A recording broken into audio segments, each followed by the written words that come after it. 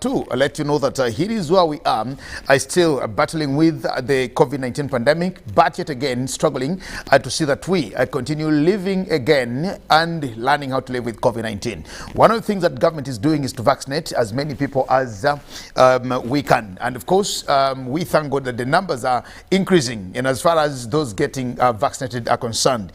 And that's what we're doing to drum it up, because we have a promise that come next month, the economy will be opened. And of course, that's where we are. Now, to also just remind you that today, people in Kayunga are also tussling it out to vote for their next chairperson of the district, taking over from the late Fefeka Serubogo.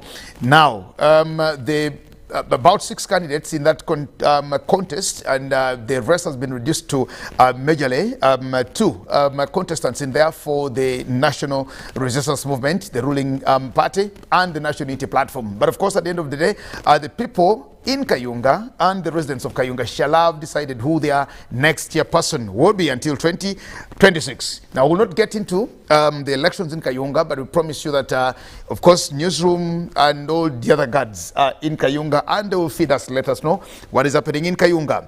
Now, yesterday, the First Lady and also Minister of Education, the Honorable Janet Museveni Kataha, they also told the nation that come January 10th and next year, the schools are opening, and of course, she also gave us the roadmap and how that is going to happen. Let's get ready for the reopening of schools next month, and just counting a few days to that time. Now, joining me in studio this morning for this very good conversation here is how do we open schools and keep them safe? I am joined by Aaron Chiwumulo, the CEO of the Family Comfort Foundation. She's a teacher and also a psychologist. You're very welcome, Chiwumulo. Thank you. Happy to have you in studio this morning. Me too, dear. Happy to have you and happy to see you. Well, together with Aaron Chiwumulo is Mr. Toxin Friend Cherkut. Cherkut is the Executive Secretary of the Uganda National Students Association. Is that so? Correct. You're very welcome. Thank you very much, Mr. Chiwumulo. Looking like former President Milton Obote. My name is Jagen Asemakola Ziksoka, and my colleague here in studios, Mpima, loves calling me Obote. So you can see. We are not far from that. So we are happy to be here. Thank you. And we shall continue. Thank you. My teacher of English in senior one was actually called Mary Cherkut. Yes. I don't know where she is, and I don't know where she is. So when I had Cherkut, I was like, did you study in Kapchorwa? No, I didn't study in Kapchorwa. Okay. I studied in Uganda. I studied in Uganda, but I've been in Uganda, so I know Kapchorwa and everywhere. Yeah, what's on your mind this morning, Ndugu Cherkut? What is on your mind? Well, our minds today are going to converge on one thing. Okay. From yesterday when they announced that schools are going to open on the 10th of January, we are saying that if the schools open and all the students have That's just about 3 weeks from now. Exactly. And all students have reported, the schools should not close at any cost anymore. Okay. Let us manage COVID and live with it. These schools have closed in Uganda, I think, for the longest period, over 23 months now, in the whole world. And these kids have suffered untold. I don't know how to describe, because you have got children getting pregnant, children producing children, and not just once, 2 years actually, 2 children have produced 2 children. Okay. Then we have the boys in the streets selling and hawking, others also using drugs. Then others have overgrown their size. I don't know if you tell a person who was in P1 the other year, 2020, at 6 years now, coming to 10 next year, that you should be in P1. So there's going to be some bit of stubbornness among the children, and it's going to be difficult. So we are saying, if the schools open, and that's the theme for today, let's keep them safe, open, and the strategies that will help keep these children safe is what we have come to discuss here. Did you read the First Lady, did you read the Minister of Education's circular or speech that she issued yesterday? Well, we were quite busy, but we saw on TV very briefly the highlights. The schools are opening on the 10th for 14 weeks for the first term. Yes. And then the good thing and the beauty about what she said was that there will be automatic promotion. So that no class will be lost. Those kids that were in senior 3 last year will simply move to senior 4, and there will be no gap. That will create a gap for those who were in S1 to move to senior 2, and those that were in P7 will now move to senior 1. Okay. We shall not have anybody out. Then those that were in senior 5 will be in senior 6, and those who did senior 4 last year will be in senior 5.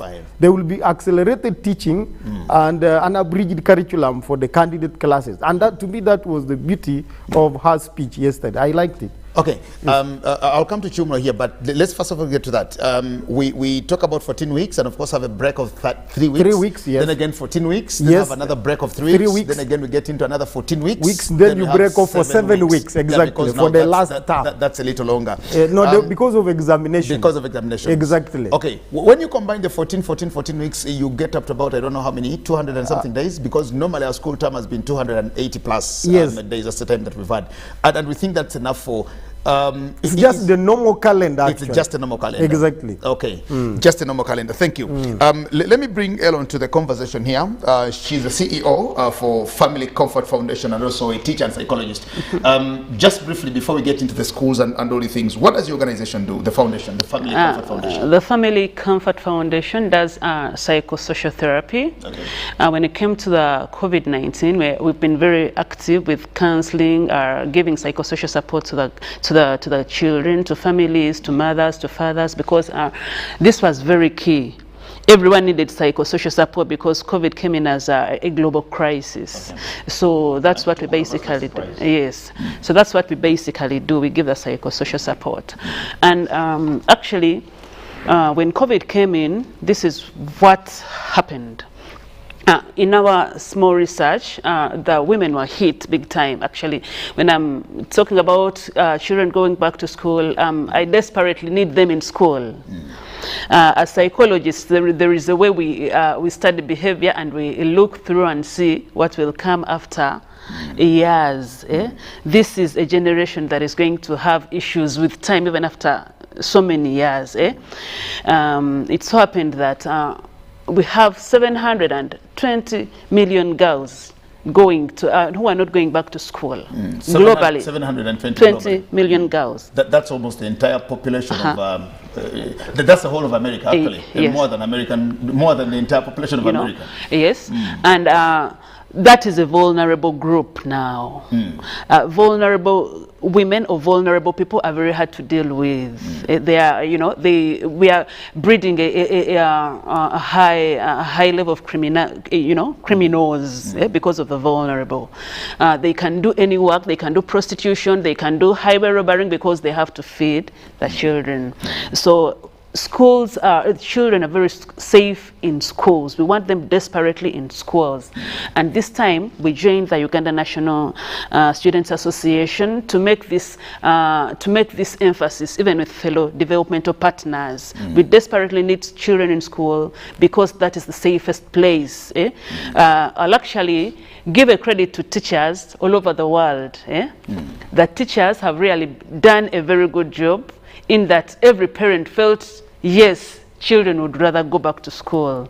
That is a very good credit to teachers. So basically, we need children in school. We are very willing to work together, to work with government. This time we shall manage with students. We shall manage, and we shall manage with the students. They'll manage themselves to see that they also keep in school because they've realized whatever they've gone through during the COVID period. Let's examine the impact of over the 20 months that we've been out of school. And of course, this is the longest. In our history, it's the longest actually in the world. COVID came in, disrupted, disorganized so many economies and countries. Uganda, we've actually been out of school for all this time and this while. Let's first examine the impact of that long stay out of school, because ordinarily we knew that we go to school, have the 7 years in primary, then go for another 6 years in secondary, then go for 3 to 4 years for university or tertiary. Then you notice that after every first degree, when a Ugandan goes through and they get a first degree, they feel they are done with anything called school. Telling them to go and further their education, to go and do a master's, to go and do all the things, they will say, we are tired of reading because we've read a lot. From when we started kindergarten to when we go to the university, they have a marathon of so many years in school, and by the time they get out of school, they're actually fed up of reading and doing all the things. Let's examine the impact now of, again, being out of school for a whooping 20 plus months when our children are just sitting in the houses. What do you think will happen come January 10th when we reopen the schools again? Elon? I have a suggestion to whoever, to all the stakeholders in school. First, we have to initiate the children back in the system because it's been many years when they are not in school. The teachers are also not really on. They are a little off guard now, practically as a teacher. They've not done rehearsals, you know, they've not done their preps and all the things. Yes. For so many months. We desperately need to go back to school, but all of us are stressed. The children themselves are getting them back to school as the safest place. They need to be still prepared psychosocially. So we need counselors, we need psychologists on board. We need the schools to engage those people to first initiate people back into system. The teachers need to get initiated back into system. The students need to be initiated back into system. So whoever is there and their head teachers, we need that initiation at least for a week.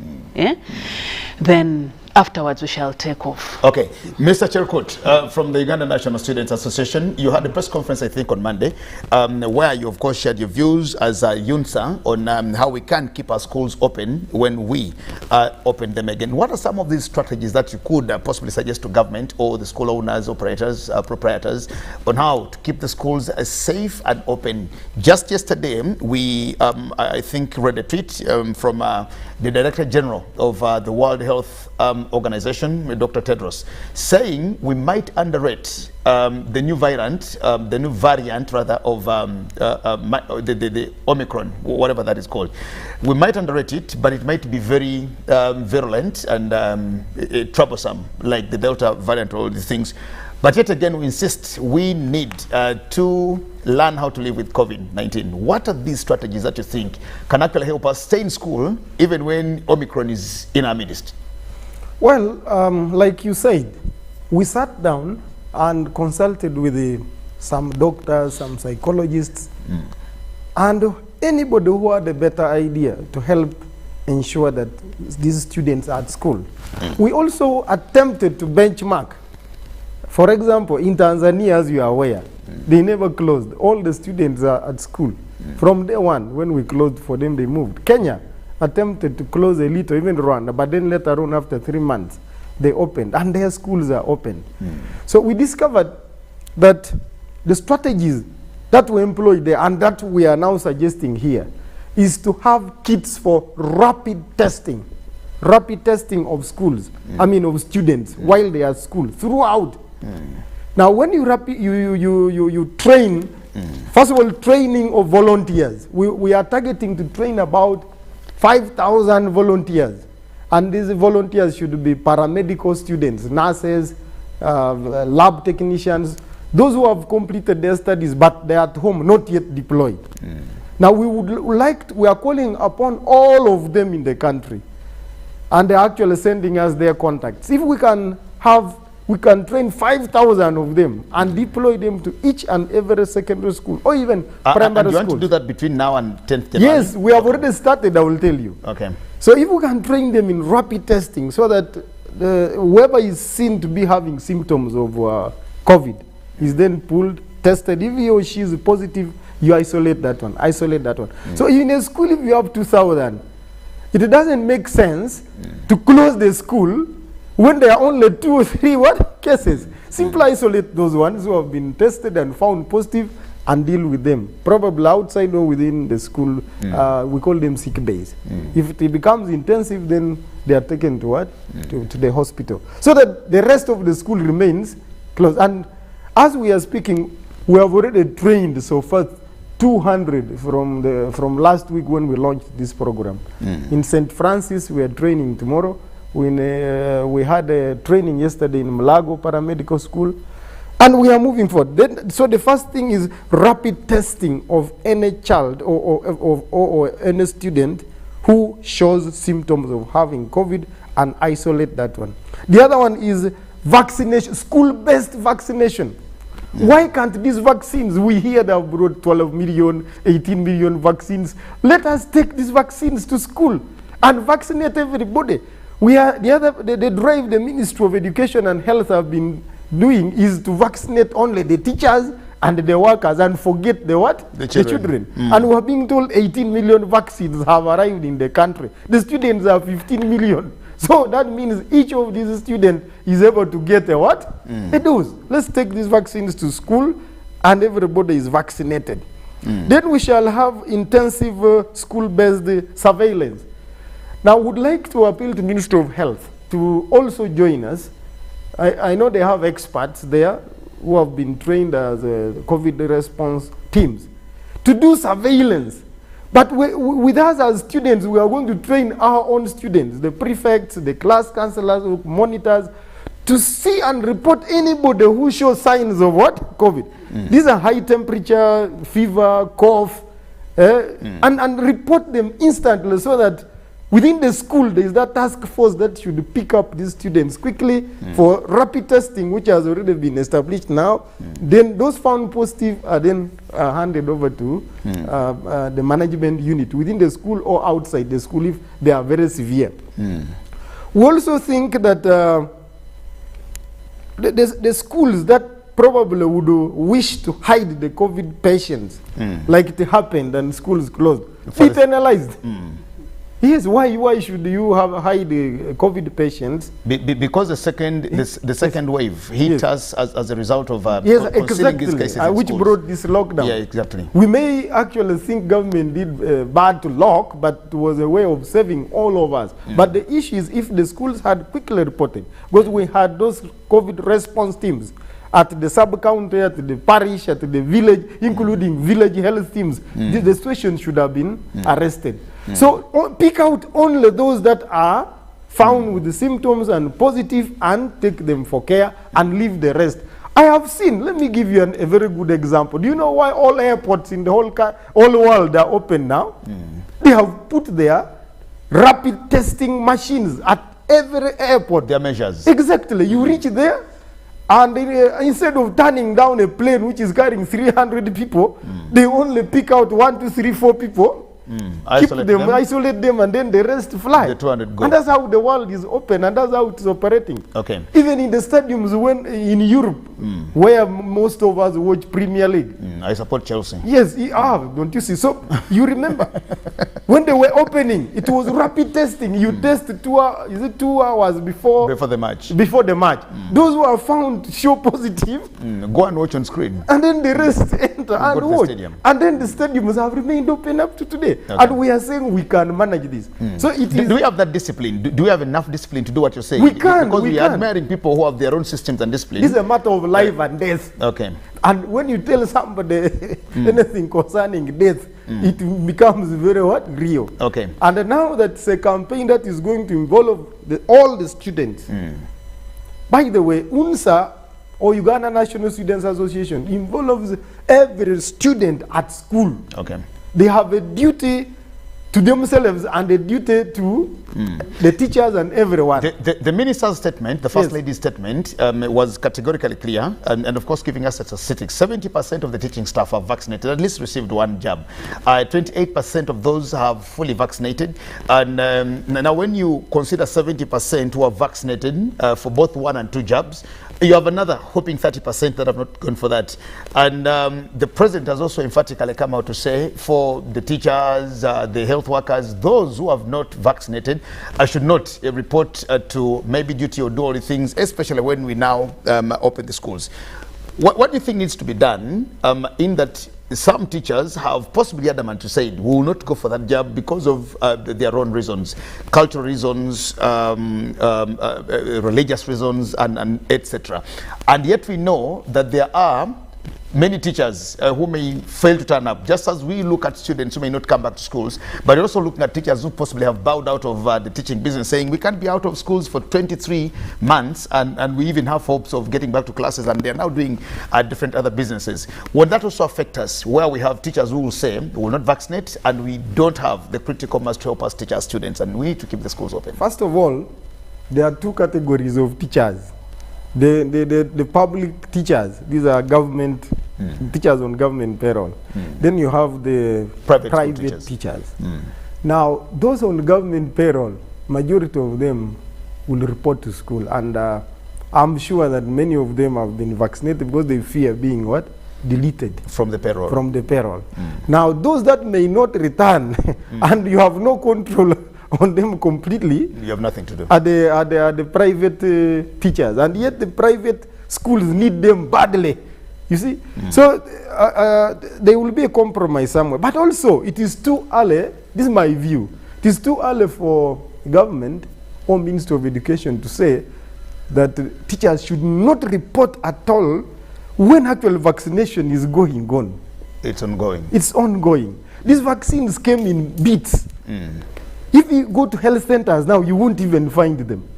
And you'll find so many people lining up for what? Vaccination. For these vaccines. I went to Kawempe. Kawempe.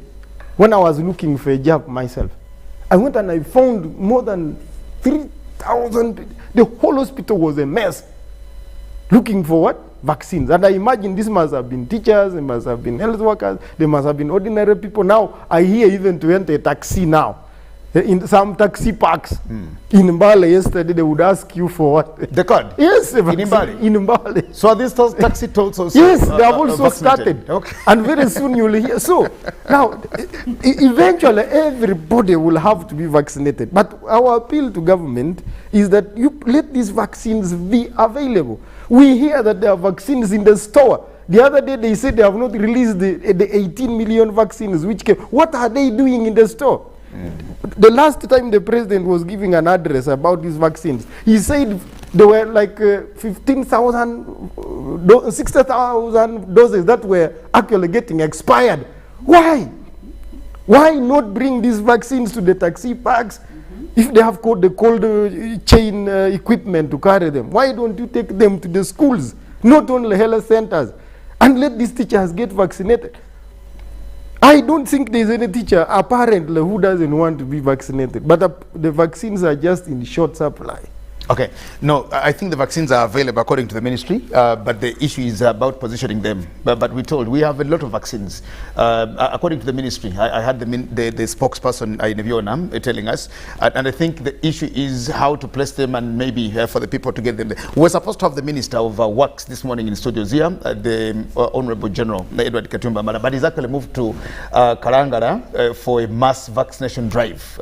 He's actually on his way to Kalangala now because they've gone also to do that now. We just show that the health workers in Kalangala, the teachers in Kalangala, and of course all the other residents in Kalangala will also receive that opportunity to be vaccinated today.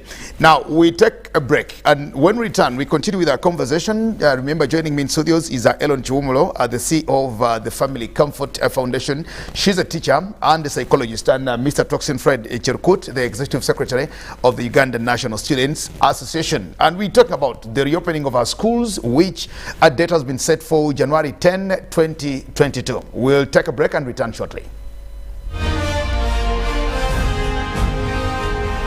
Live from UBC Studios in Kampala, this is Good Morning Uganda Extra.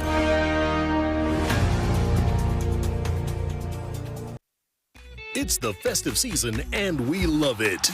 And that means it's time to celebrate with GoTV. Come with me. So get your GoCoder and GoTV value for 25,000 shillings to watch with the whole family. And if you're feeling extra festive, upgrade to our best package yet, GoTV Super. Something to look forward to. Download the My GoTV app for more information. Super. We all deserve a super festive season. And with GoTV, there's every reason to love it.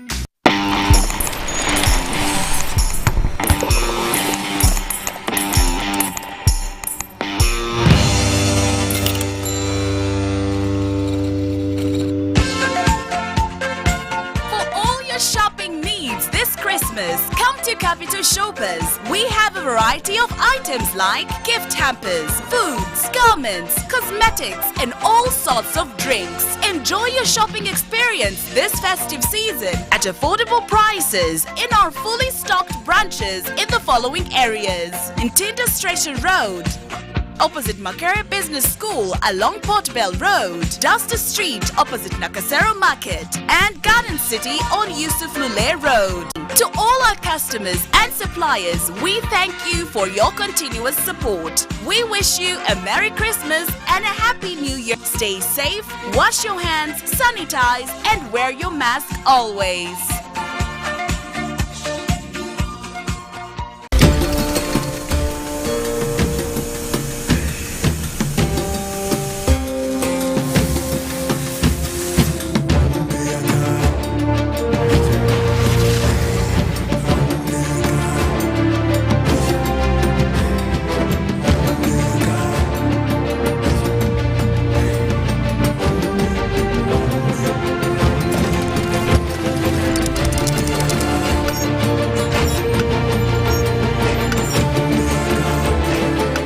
Introducing the all-new Roofing's TMX 500C rebars with cut and bend surfaces. Roofing's, strength of a nation. Raising voices. As a community member, I think we need to change in the way we act in response to violence against children. In my small way, I can be a leader in preventing violence in my community. I promise to work with my neighbors to create violence-free homes and communities for our children. In this time of COVID, what is your promise to the children of Uganda? Because a violence-free childhood is everyone's right. Raising voices. Live from UBC Studios in Kampala. This is Good Morning Uganda Extra.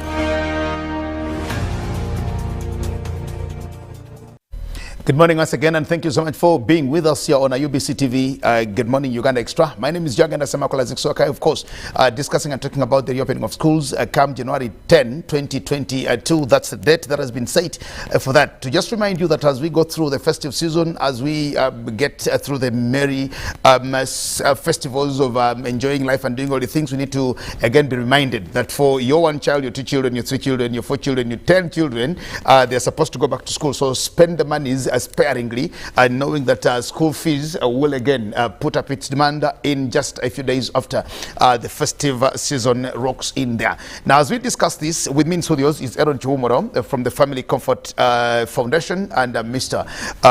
Toxin Fred Cherkut from the Uganda National Students Association. But just before we get back into this, let's just get just some updates from Kayunga, where today's elections are happening for the by-election of the LCI 5 chairperson, and of course that's where the reporter there just gives us a sneak peek into what is happening in Kayunga. And as you can see, voting is underway. Now this is a by-election, and of course we expect that after 4 o'clock when the polling ends, then they will get into counting the votes. It doesn't take long. This is not a presidential poll that takes 48 hours to announce who the winner is, so we're just very sure that by tomorrow morning when we return here, we'll be able to say that candidate X or Y or Z has actually won the election in Kayunga. But that's where they are. That is just one of the polling stations in there, but the voting is underway in the entire district of Kayunga to see who replaces and takes over from the late Fefeka Sechibogo of the Democratic Party, who died early this year, the chairman LC5, former chairman LC5. Now that's why they are. We thank our reporters and our teams that are in Kayunga who are giving us those updates of what is actually happening in Kayunga. Of course, as the voting goes on, business also has to go on, and we again learn to live with COVID, doing all the other things as you roast your chapatis, as you also these are things, but that's what is in Kayunga.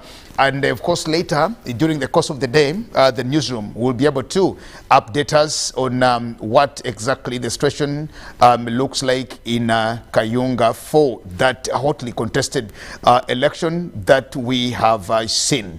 NRM, NUP, DP, independents are all in that election, and we wait to see what the people of Kayunga decide later today. Thank you so much from Kayunga. Now, let's come back to our conversation. Here is where we are.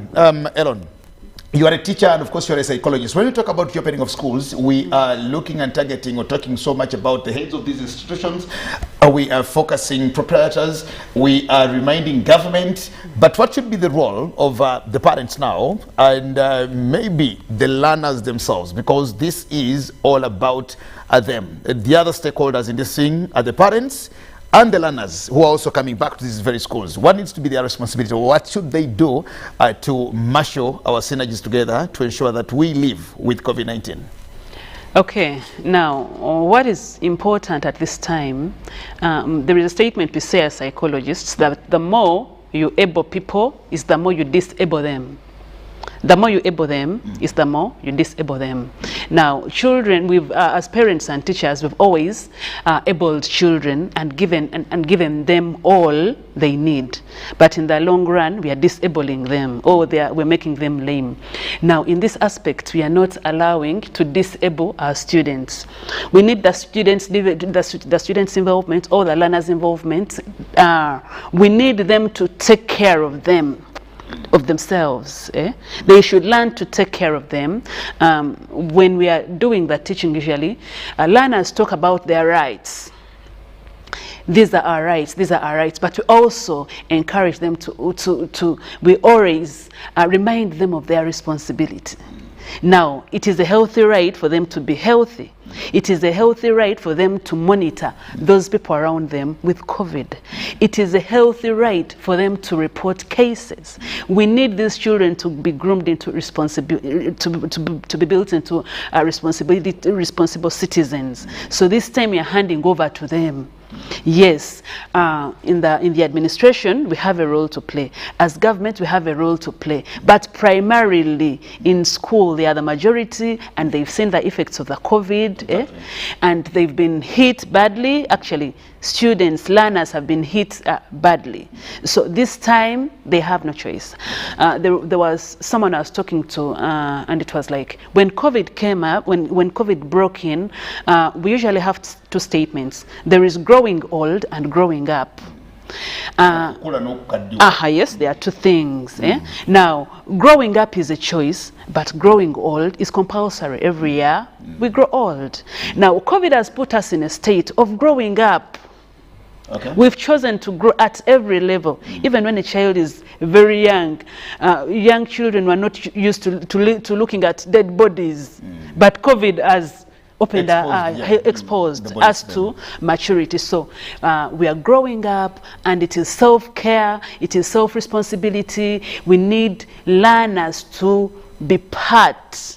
We need them to be part of their lives. We need them to be responsible for themselves. So that's that. Well, I think it differently. I think because now she's coming from the background of psychology. Now, I want to put it this way. What is the role of the parents now in preparing the children to their minds to go to what? To school.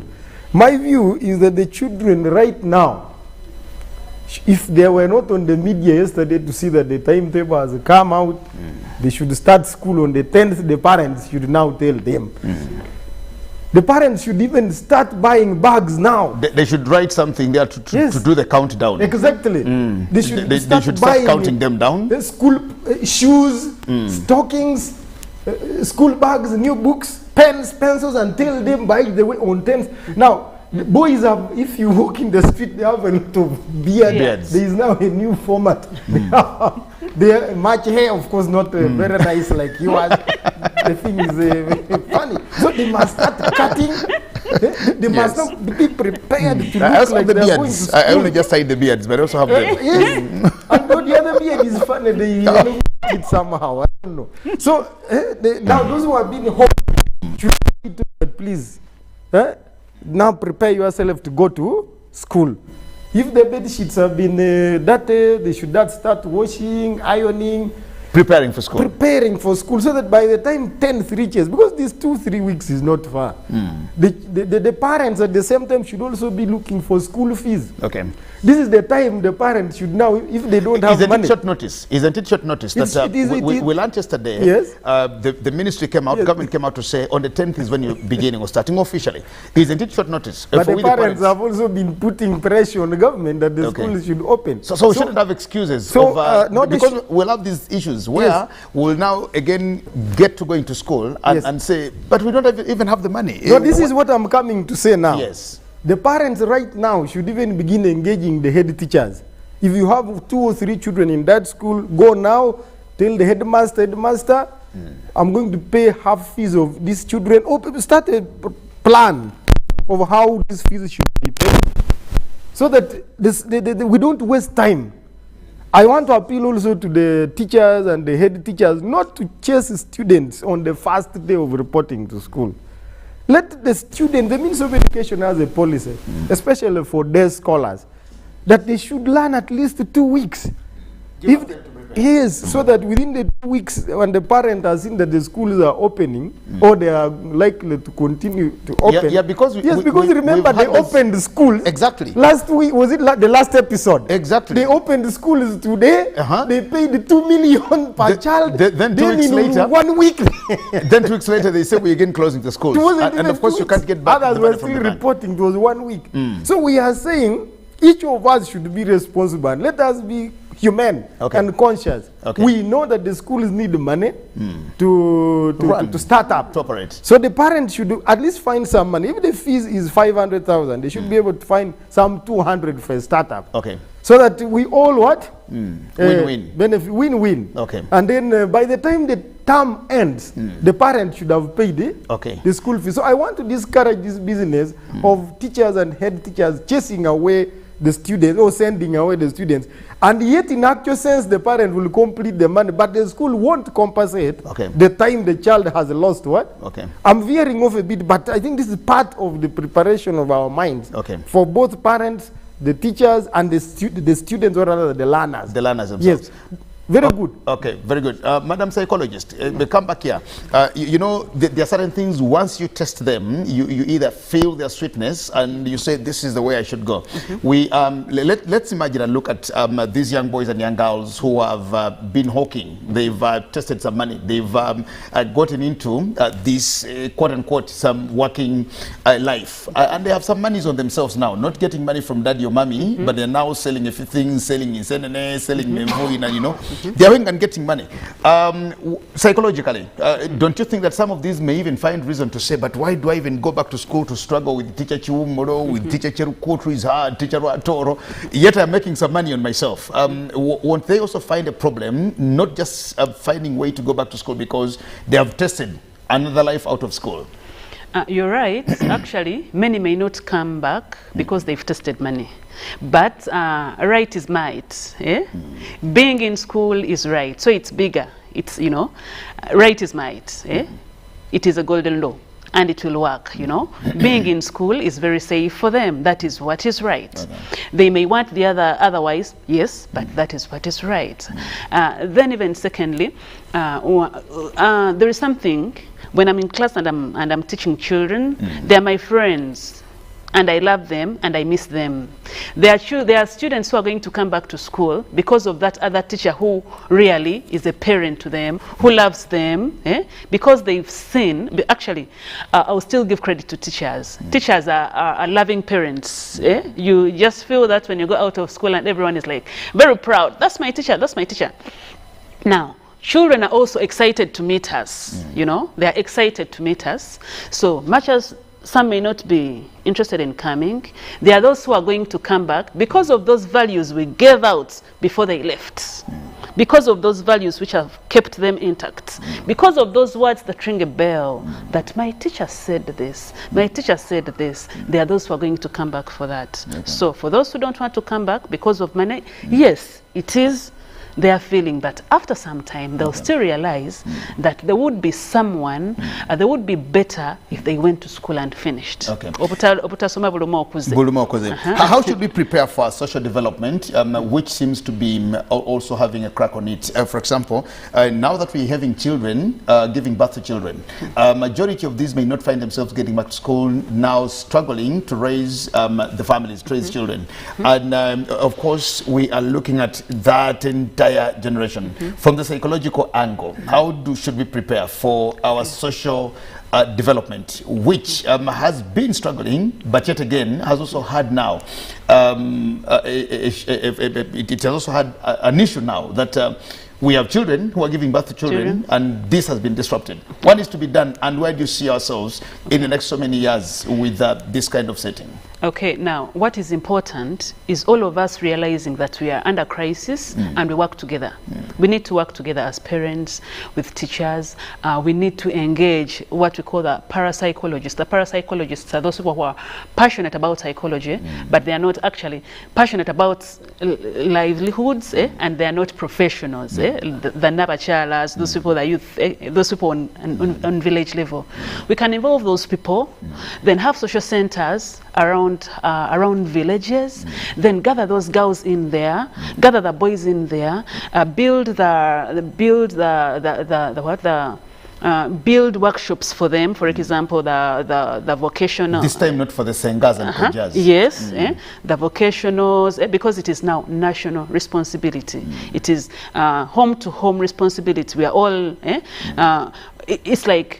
When we fail to cater for that generation, the so-called tending rotten generation that will be after some time, it will affect our generation of those children we feel are safe. It so happens that for the children who stay in Muyenga, Kololo, Nakasero, people who disturb them are these guys who are from Chisenyi, Katanga, you know? Exactly. So we need to work together to help the generation get on board. We need social centers. We need to give them hope. Having children is not a problem. We thank God for the gift of the children. We shall actually have settings for where these children can keep the children, then go back to school. I appeal to parents, please, for those who have money to take the children back to school, please do. Don't be so harsh. Don't be so harsh on the children. We need them in school. They're safer in school. So let's support these girls by taking care of the babies such that we have them in school. Okay. Well, there is an issue you raised, and I will take you back to the 80s because I saw this. What happens to those children who don't want to go to school? That's something you asked, and I should have responded before you went to the girls who may not go to school. Now, when I was growing up in the 80s, we had very powerful Mutongole, Muluka chiefs. Any child who is at home and is not going at school, they will arrest the parent, put the parent in a gombolola cell. The people that you're talking about, the people that you're talking to today, will tell you, don't take us back to the 80s. Your days where you had the Matongole. No. So including these true ones, in English, students, I mean, learners who have refused to go to school are called the true ones. You said you are a teacher of, a student of literature in English. A true one is a child who has refused to go. So they would be arrested, caned, and delivered to what? To school. Well, I may not like the brutality that was, because even at school again, the child would be thoroughly thumped by all the teachers in the school. But that alone gave the others a lesson that they need to go to what? So I feel that we should adopt some of those approaches that every community leader, be it an LOC, be it a sub-county chief, be it the councillors, chief, the councillors. Those that people cherish and love so much. Let's look for these fellows. Even graduated tax. Paying graduated tax, those people would hide. I think they would dig holes and hide, but they would still get you in your hall and take you to the gombola and come home and pick either chicken or what to make sure you comply. Even now, we should utilize all those forces, including the media. Most of these kids now have telephones, by the way, and smartphones. The messages should be that please go to what? Go to school. I had an engagement the other day in office. A student came to office from Budo and asked me a question. Sir, do you think the phrase that education is key to success works any longer today? And I took a lot of time before I answered, because I knew where he was taking me, and I told him it works. If you cannot manage going to the academic world, go to practical world, and then you will find a skill. But if you stay at home completely, it will catch up with you. And this is the message we should what?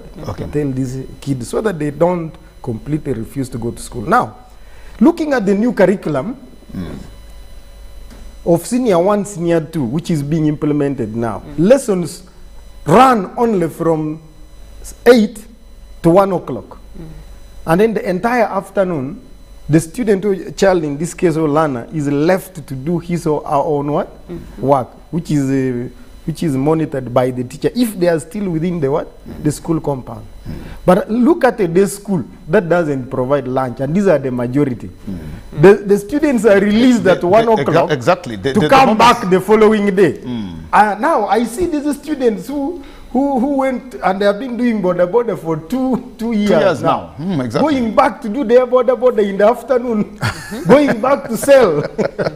To hawk in traffic jam. This incendiary now in our aeroplanes, they are going to sell their incendiary in the afternoon, and tomorrow they will come back to school. And I'm saying that we don't need to be harsh on them when we find them doing that, because somehow, even someone who is supposed to leave alcohol or drugs, they remove them gradually until the person what. So even these ones, if you tell them please stop and arrest the motorcycles, they are going to fight. They are now big by them. The person who was 13 years in 2020, they are 15 now. Are now 15 or even 16 next year. Okay. Which is, so we are saying, let's convince, let's use media, let's use every responsible person. Then the girls. What do we do with the girls who have just produced? What do we do with the girls who are mothers now? Who are mothers now. And what do we do with those who are married? Because actually there are those who are married. There are those who have been married. Girls married to boys. Exactly. And then there are those who are at they are home competing with men and women. So what do we do? Now, category number 1. Those who have delivered and they are at home, and they can access the nearby schools. The beauty about schools these days is that within the village you are likely to find a secondary school or a primary school nearby. Let them leave the babies with their mothers and they go to school. But we should also tell the school that in case they feel like breastfeeding and they are not very far, they should be given what we call preferential treatment, quietly. Say if somebody comes and asks for permission, because you will see the breasts bulging and then milk spewing out. What do you do? As a teacher who understands Are you a teacher, Cherkut? Are you a teacher yourself? I need to know. I'm a senior teacher. You're a senior teacher. Because you're really talking like one, and you're making my floor manager preferential treatment. They should be allowed to go and breastfeed. Just like somebody is a battle of wants to ease. I'm talking about short calls. Yes, exactly. Long calls. You cannot make a student see that you are not going even out. The fellow will defecate on the chair, and the entire classroom will be terrible, or even urinate. So we should look at it that way. Those are the ones with the babies. Now, the other category who are married, what do? We convince the husbands. These boys also. If both of them can go to school, the boy goes. And then after all, they are still under the care of the what? We convince the husbands. The boys and the girls to go back. To allow their girl mothers or other wives to attend school. And then somehow, please let your women go to school. Let your wives go to school. If somebody attends school, is better than that one who doesn't what? Attend. Because this one will learn something. They will learn. How about if these boy husbands are also students? This is what I'm saying. Both of them. Mommy and daddy. they go to school. They hand over the child to the what? To the parent. These are the approaches I'm putting forward. Yes. So Because you want to see us, open the schools, keeping them safe. And that is the theme. Let everybody be at school. You're a senior and let teacher, everybody officer. be kept at what? At school. And then we simply test for COVID, because now we have now realized schools can now close only because of what? COVID. They are not closing because of HIV. They're not closing because of malaria. Not Yet cancer. malaria and cancer and HIV kills even more people. Yes. We have got very many teachers in these schools who are HIV positive, but they are working. Why can't they tell those ones to vacate? Even children born with HIV. We have also children born with HIV. If you take a sample of say 100 children in P1, P2, you might be surprised. You may find that even 50% have but they are HIV, there, but they are at in school. school. But here they are telling the teacher who has not vaccinated to vacate the school, not even to appear. I No, feel the this is students- unfair. And yet the learners are not Your vaccinated. final comment before I come to her and she closes. Your final comment in just 1 minute. Now, are we closing the... Yes, we are closing Oh, the show very good. in just 1 minute. I want to appeal to the government, particularly the Ministry of Education, to prioritize the testing. If they can put much of their money to support this program we have started as UNSA, let them put some money to buy kits for testing. Rapid testing. Rapid testing at school, and train more nurses, more all those nurses at school for testing, and then establish response units within the school. Okay. Either school-based and commanded by the ministry or district, so that those that are found positive are taken for treatment, and they leave the schools open and safe for learning. Thank you very much. Thank you very much. It's about keeping the schools open and safe. Finally, from you, Chiumuro, also another teacher. Your final comments. My final comment. I'm glad to be here today debating upon this. And there is something I want us to understand. We have to learn with COVID as the new normal. It is, yes, we shall be there. Then we are also taking COVID to another level, managing it at even home-based level. We are going to get to a time as we test as we do the pregnancy tests. We want to get COVID to that level, even at home-based level, when we can do that testing. So here, we desperately call upon government to join this cause, avail the funds to join the cause of the Uganda National Students Association, avail funds, avail the testing kits. We also call upon the Ministry of Health to get on board, not only train the retired, the unemployed scientists, but medics, but also all nurses, all school nurses, and even equip the school dispensaries with medicine, such that we manage COVID well. Okay. Well, I want to thank you. I just want to thank some partners. Yes. It's important. We have partnered with the Johnson ambulances to help us. St. John's. St. John's ambulances to help us. Okay. Then Mothers Union. Oh, okay. To also make this cry big, so that in the churches and everywhere. Everywhere.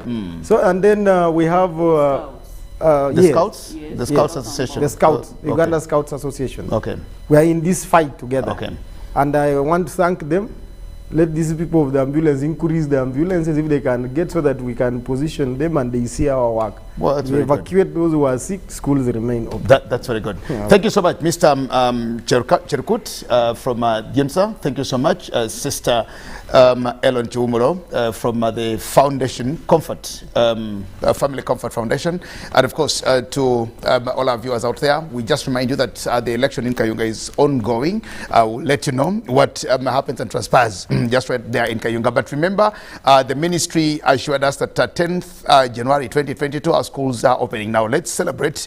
Let's go through the festive seasons sparingly, knowing that come January 10th, we are again taking back our children to school. And the cry here, or the campaign is, let's take the children to school. Let's open the schools, keep them open, but also keep them safe. Because we want our learners to be in schools, not to die in schools. We'll do everything possible to ensure that we manage and make it there. My name is Jagenda Semakola Ziksoka, wishing you the best and thanking you so much for being with us for today.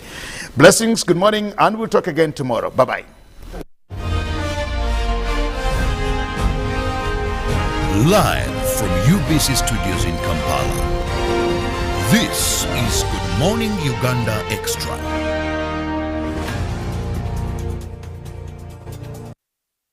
Is a feeling of love, devotion, and the willingness to sacrifice for one's country. I say no to corruption because I put my country first. I choose peace over violence because I put my country first.